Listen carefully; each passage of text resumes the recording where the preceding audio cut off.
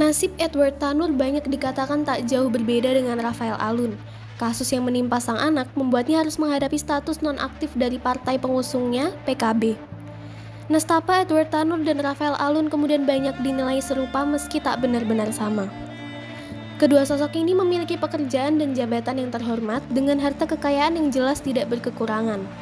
Namun, kedua ayah ini harus menanggung konsekuensi atas apa yang dilakukan oleh sang anak dan menjadi petaka untuk pekerjaan dan karirnya. Sekilas mengingat apa yang dialami Rafael Alun. Rafael Alun sendiri merupakan mantan pegawai Dirjen Pajak yang kemudian diberhentikan oleh dinasnya karena dinilai melakukan banyak penyimpangan yang menyalahgunakan posisinya. Kasus ini tidak tercium hingga sesaat setelah apa yang dilakukan oleh sang anak yang menganiaya anak dari salah seorang petinggi organisasi kemasyarakatan.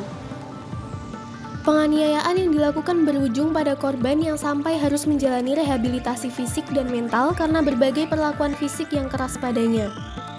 Hingga persidangan kemudian menjatuhkan vonis, nama Rafael Alun turut terangkat. Jejak harta kekayaan dan semua asetnya ditelusuri dan diduga melakukan banyak penyelewengan. Ujungnya adalah pemecatan dari Dirjen Pajak dan penyelidikan lebih lanjut oleh lembaga-lembaga terkait. Dikabarkan, kini Rafael Alun tidak lagi hidup dalam kemewahan karena harta yang dimilikinya dijadikan barang bukti penyelewengan wewenang yang dimilikinya. Tidak jauh berbeda, nasib Edward Tanur kini.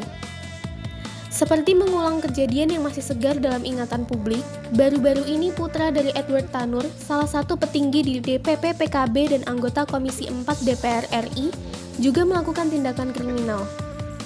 Penyiksaan pada sang kekasih berujung maut dan membuat nyawa sang kekasih melayang. Kasus penganiayaan ini dilakukan oleh Gregorius Ronald Tanur pada Dini Sera Afrianti beberapa waktu yang lalu. Hasil pemeriksaan menyatakan Dini mengalami luka akibat benda tumpul dan luka di bagian dalam tubuhnya karena diduga sempat dilindas menggunakan mobil oleh tersangka.